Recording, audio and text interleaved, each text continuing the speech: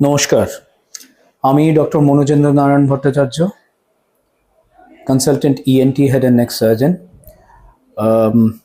আজকে একটা গুরুত্বপূর্ণ বিষয় নিয়ে আলোচনা আমরা করব, এবং এটা না খুবই ইন্টারেস্টিং। আমার যেটা মনে হয়, আপনারা অনেকে হয়তো জিনিসটা নিয়ে জানেন না, কিন্তু অনেকেই এটা নিয়ে ভোগেন কিন্তু জানেন না। যাই হোক, এইটা আলোচনাটা করার আগে একটা মজার জিনিস বলি।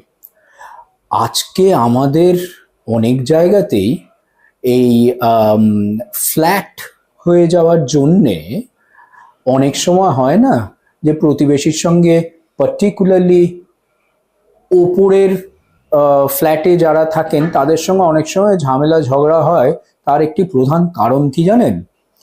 ওনাদের চৌবাচ্চার থেকে কিংবা রান্নাঘর থেকে জল লিক করে তার নিচে যারা আছেন ফ্ল্যাটে, তাদের ছাদের মধ্যে দিয়ে চুইয়ে তাদের বাড়িতে চলে আসছে।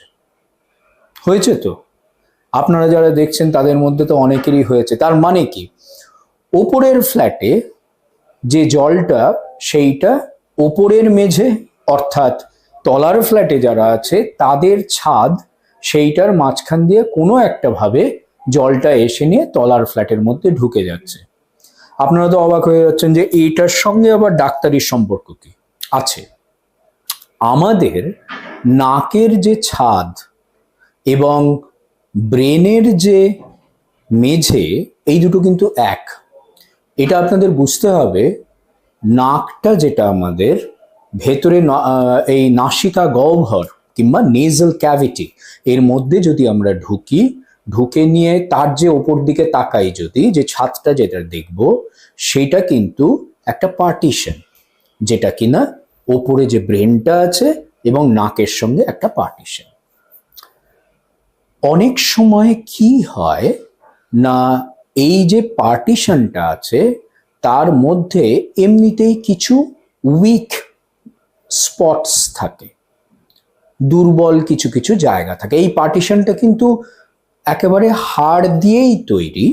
হাড়েরই ছাদ বলুন কিংবা মেঝে বলুন, এটা হাড় দিয়ে তৈরি। তার ওপরে কিছু চামড়ার লেয়ার থাকে, সবই ঠিক। কিন্তু কিছু কিছু জায়গায় অ্যানাটমিক্যালি কিংবা নর্মালি কিছু কিছু জায়গায় একটু দুর্বল জায়গা থাকে, যেখান দিয়ে উপর থেকে নার্ভ নিচের থেকে নামে, এরকম কিছু কিছু জায়গা অ্যানাটমিক্যালি দুর্বল থাকে। এই দুর্বল জায়গাগুলোতে যদি কোনো রকম ভাবে চিড় ধরে, তাহলে ব্রেন যে জলের মধ্যে থাকে, যে জলের মধ্যে ভাসে, সেইটা কিন্তু ওখান থেকে নাকের মধ্যে এসে নিয়ে পড়তে পারে এবং নাক দিয়ে সর্দির মতন সেই জলটা বেরোতে পারে। এইটাকে বলা হয় CSF রাইনোরিয়া। সি মানে সেরিব্রো, এস মানে স্পাইনাল, এফ মানে ফ্লুইড। সেরিব্রো স্পাইনাল ফ্লুইড অর্থাৎ যে ফ্লুইড কিংবা জলের মধ্যে ব্রেনটা ভাসে, সেইটা রাইনোরিয়া। রাইনোরিয়া কথাটা এসছে রাইনো অর্থাৎ ল্যাটিন কথা নাকের। সেই কারণে গন্ডারের দেখবেন নাক আছে এবং গন্ডারের নাম কি? রাইনোসরাস, তাই না? কেন না, নাকওয়ালা জন্তু। এটা একটা ল্যাটিন কথা। রিয়া মানে হলো জল ঝরে পড়া। তাহলে রাইনোরিয়া কি? Rhinorrhoea, CSF rhinorrhoea. আজকের বিষয় যেটা নিয়ে আমরা আলোচনা করব সেটা হলো CSF রাইনোরিয়া। এবার বোঝা গেল তো ভাড়াটে বিভ্রাট নিয়ে কেন গল্পটা আরম্ভ করেছিলাম। যাই হোক, তো অনেকেই আমাদের কাছে আসেন যারা বলেন যে অনেক সময় হঠাৎ করে ঝরঝর করে নাক দিয়ে জল বেরোচ্ছে, একটা নাক দিয়ে বেশিরভাগ ক্ষেত্রে জল বেরোচ্ছে, এবং জলটা কিন্তু একেবারেই নর্মাল নাকের সর্দির মতন জল, স্বচ্ছ জল। এবং সামনের দিকে যদি ওনারা ঝুঁকে পড়েন তাহলে জলটা কিন্তু আরো বেশি পরিমাণে বেরোচ্ছে, এটা ওনারা দেখেন। অনেক সময় এটা নিয়ে ডাক্তারবাবুদের কাছে যান যে এটার কারণটা কি। প্রথম দিকে অনেকেই বুঝতে পারেন না, ভাবেন হয়তো সর্দি লেগেছে কিংবা অনেকের অ্যালার্জি হয় নাকে, তার থেকে জলটা বেরোচ্ছে। কিন্তু এইটা যখন কন্টিনিউয়াসলি হতে থাকে তখন তারা বোঝেন যে কিছু একটা সমস্যা দেখা দিয়েছে। ডাক্তারবাবুর কাছে যান। ডাক্তারবাবুরা তখন কি করেন? দু তিনটে জিনিস করেন। আমরা জিজ্ঞাসা করি কতদিন ধরে হচ্ছে, এই জলটা যে বেরোচ্ছে এটা কি কন্টিনিউয়াস বেরোচ্ছে না মাঝে মধ্যে বন্ধ হয়ে যাচ্ছে, মাঝে মধ্যে বেরোচ্ছে। এবং তারপরে যদি এই হিস্ট্রিগুলো ফিট করে যায় যে হতে পারে, আমাদের যদি সন্দেহ হয় যে এটা সিএসএফ রাইনোরিয়া হতে পারে, তাহলে পরে ওই আউটডোরেই আমাদের নাকের ভেতরটা দেখার জন্য স্পেশাল ক্যামেরা থাকে, যেটাকে আমরা বলি নেজাল এন্ডোস্কোপ। এইটা দিয়ে আমরা নাকের ভেতরটা দেখি। ও, এই বলাতে আমার একটা জিনিস মনে পড়লো যে এন্ডোস্কোপি, এন্ডোস্কোপি নিয়ে আমাদের একটা ভয় আছে। এন্ডোস্কোপি মানেই হচ্ছে হলো একেবারে মুখের মধ্যে দিয়ে, গলার মধ্যে দিয়ে, পেটের মধ্যে আমাদের দেখা, তার মানেই নাকি এন্ডোস্কোপ, এরকম একটা ভুল ধারণা আছে, কিন্তু একেবারেই নয়। এন্ডোস্কোপটা কথাটাকে যদি আমি এই শব্দটাকে যদি বিচ্ছেদ করি, এন্ডোস্কোপি, এই দুটো আলাদা আলাদা কথা। এন্ডো মানে ভেতর, স্কোপি মানে দেখা। তাহলে যে কোনো ক্যামেরা দিয়ে যদি এক একটা জায়গা আমাদের গহ্বরগুলো, যেগুলো ফুটোগুলো আছে তার মধ্যে দিয়ে যদি দেখা হয়, সেটাকে আমরা এন্ডোস্কোপি বলি। নাকের ভেতরে আমরা যদি দেখি সেটাকে আমরা বলি নেজাল এন্ডোস্কোপি। আমরা মুখের মধ্যে যদি দেখি তাহলে পরে ওরাল এন্ডোস্কোপি, গ্যাস্ট্রো এন্ডোস্কোপি আমরা বলি। ইভেন অনেক সময় আপনারা দেখবেন কোলোনোস্কোপি করে, তার মানে পায়খানার রাস্তা দিয়ে ওই জায়গা দিয়ে এন্ডোস্কোপ ঢুকিয়ে নিয়ে দেখা হয়, তো সেটাও এন্ডোস্কোপি। কানের মধ্যেও কিন্তু এক রকমের ক্যামেরা দিয়ে দেখা হয়, ওটাকে বলে ওটো এন্ডোস্কোপি। তাহলে এন্ডোস্কোপি নিয়ে কিন্তু ভুল ধারণা রাখবেন না। যাই হোক, আবার ফিরে আসি আমাদের আলোচনার বিষয়ে। নাকের মধ্যে আমরা নেজাল এন্ডোস্কোপ দিয়ে নিয়ে নাকের ভেতরটা দেখি, এবং অনেক ক্ষেত্রেই আমরা দেখতে পাই যে নাকের ছাদে কোথার থেকে লিকটা হচ্ছে সেই জায়গাটা আমরা চিহ্নিত করতে পারি। অনেক সময় কিন্তু চিহ্নিত আমরা করতে পারি না। যাই হোক, করতে পারলেও করতে না পারলেও তারপরে আমরা স্পেশাল একটা টেস্ট করি। কি টেস্ট? সেই টেস্টটা হচ্ছে হলো একটা ছবি। সেই ছবিটা আমাদের এই যে সিএসএফ মানে শিরদাঁড়ার ওখানে একটা ইঞ্জেকশন দিয়ে এক রকমের রঞ্জক ঢুকিয়ে দেওয়া হয়, একটা ডাই ঢুকিয়ে দেওয়া হয়, এবং সেইটা কিছুক্ষণ পরে ডেফিনেটলি ওই রঞ্জকটা কি হবে, ব্রেন এবং স্পাইনাল কর্ডের চতুর্দিকে যে জলটা আছে সেটার মধ্যে রাঙিয়ে দেবে। রাঙিয়ে দেওয়ার পরে ওটাই তো আস্তে আস্তে ব্রেনের মধ্যে গিয়ে ব্রেনের চতুর্দিকে যে জলটা আছে তার সঙ্গে মিশে তারপরে ওটাই আবার ফুটোটার মধ্যে দিয়ে নাকের মধ্যে এসে পড়বে। সেই জন্যে ওই রঞ্জকটা দেওয়ার কিছুক্ষণ পরে এক ধরনের এমআরআই করা হয় কিংবা সিটি করা হয়। এই পরীক্ষাটার নাম সিটি সিস্টার্নোগ্রাফি। আমরা সিটি সিস্টার্নোগ্রাফিটাই প্রেফার করি প্রাথমিক দিকে, কারণ সিটিটা করলে পরে আমরা এটা বুঝবো যে ওই জলটা নাকে আসছে কিনা।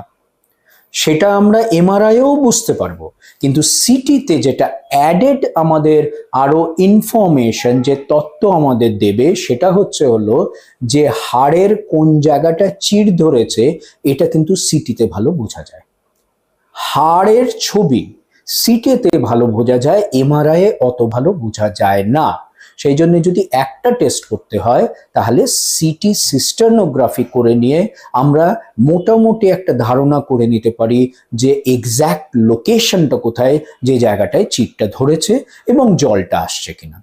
তার সঙ্গে আর একটা জিনিস আমরা করি, সেটা হলো সামনের দিকে ঝুঁকে পড়ে পেশেন্টকে বলি, একটা পাত্র দিই, স্টেরাইল পাত্র, যার মধ্যে ওই জলটা কালেক্ট করে আমরা একটু ল্যাবরেটরি পরীক্ষার জন্য পাঠাই, এবং ল্যাবরেটরি পরীক্ষাতে বিটা ট্রান্সফারেন্ট বলে একটা পরীক্ষা হয়, সেটা করে নিয়ে আমরা দেখি যে ওই জলটা সিএসএফ কিনা। অনেক জায়গায় বিটা ট্রান্সফারেন্ট করা যায় না, তখন একটা বায়োকেমিক্যাল টেস্ট ওখানে ওই জলের প্রোটিন এবং গ্লুকোজের সংখ্যাটা দেখে নিই এবং সেল টাইপের সংখ্যাটাও দেখে নিই আমরা ঠিক করি যে হ্যাঁ এটা সিএসএফই হতে পারে। তাহলে দুটো জিনিস কি করলাম? প্রথম কথা, আমরা জলটাকে দেখে নিলাম পরীক্ষা করে যে এটা সিএসএফ কিনা যেটা নাক দিয়ে বেরোচ্ছে, এবং এক্স্যাক্টলি কোথায় চিটটা ধরেছে যেখান দিয়ে বেরোচ্ছে এটাও আমরা চিহ্নিত করে নিই। করার পরে এটার কিন্তু চিকিৎসা হচ্ছে হলো সার্জারি। আমি কেন এটা নিয়ে আলোচনা করলাম? আপনারা তো বলতেই পারেন এটা তো ব্রেনের জল নাকে আসছে, তার মানে নিউরোসার্জনরা এটা করবে। ঠিকই বলেছেন, কিন্তু এখন আমাদের, আপনি শুনে থাকবেন ইএনটি হেড অ্যান্ড নেক সার্জনরা অনেক কিছুই করছে, ইভেন নাকের মধ্যে দিয়ে ব্রেনে গিয়ে নিয়েও আমরা সার্জারি করছি এন্ডোস্কোপির দ্বারা। তো এই সার্জারিটা আমরাও করি এন্ডোস্কোপির দ্বারা। আমার ছাদ যদি ফুটো হয় তাহলে আমার ওপরে গিয়ে নিয়ে ছাদ যদি ওটাকে সারাই, আমরা আমার ছাদে গিয়ে ওপর থেকেও করতে পারি, কিংবা আমরা নিচ থেকেও আমাদের ছাদটার সারাই করতে পারি। তো আমরা যেটা করি এইটার রিপেয়ার কিংবা এটাকে ঠিক করা, মেরামতি করা, আমরা নিচ থেকে গিয়ে নাকের ছাদটার রিপেয়ার করি। আমরা এন্ডোস্কোপিক সার্জারি করে নিয়ে যে জায়গাটা চির ধরেছে সেই জায়গাটা নানাবিধ উপায় আছে, নানাবিধ টেকনিক আছে, সেই টেকনিকের দ্বারা ওই জায়গাটার চিরটাকে আমরা আবার সিল করে দিই। সিল করার জন্যে নানাবিধ পেটের চামড়ার ঠিক নিচের থেকেও যে ফ্যাট আছে সেটাও হতে পারে, থাইয়ের থেকেও যে ফ্যাট হয় সেটা নিয়ে, এবং একটা পর্দার মতন একটা ঝিল্লির মতন জিনিস ওখান থেকে পাওয়া যায়, সেটা নিয়েও আমরা সিলটা করতে পারি। তো যাই হোক, এন্ডোস্কোপিক, নেজাল এন্ডোস্কোপিক আমরা সিএসএফ লিক রিপেয়ার করে দিই। সিএসএফ লিক রিপেয়ার করলে পরে জল পড়াটা বন্ধ হয়ে যায়। আপনি তো বলতে পারেন যদি আমরা এই সার্জারিটা না করি তাহলে পরে কি অসুবিধা হতে পারে?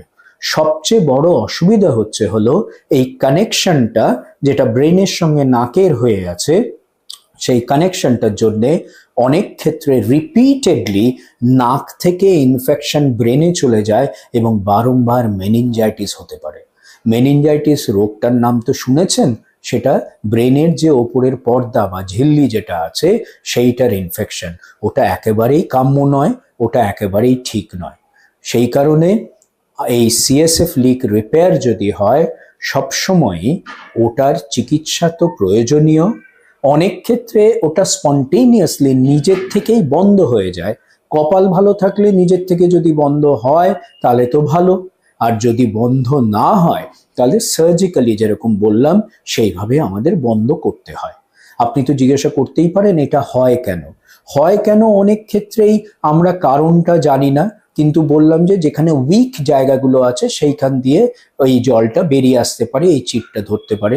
অনেক সময় ভেতরের প্রেশার যদি বেড়ে যায়, খুব জোরে নাক ঝাড়লাম, খুব জোরে হাঁচি দিলাম, কিংবা কোনো অ্যাক্সিডেন্ট হলো, হয়ে একটা ডাইরেক্টলি চোট লাগলো এবং তারপরে ভেতরে একটা চিট ধরে গেল, এইসব ক্ষেত্রে, কিংবা অনেক সময় নাকের ভেতরের কোনো টিউমার আছে সেইটা গিয়ে নিয়ে এই জায়গাটাকে ক্ষয় পাইয়ে ওখানে ফুটো করে দিল। তো নানাবিধ কারণে এই জিনিসটা হতে পারে, কিন্তু যখন জিনিসটা হয় সেটাকে আমরা বলি সিএসএফ রাইনোরিয়া, এবং এটা ট্রিটমেন্ট করে নেওয়াটা প্রয়োজনীয় এবং কাম্য।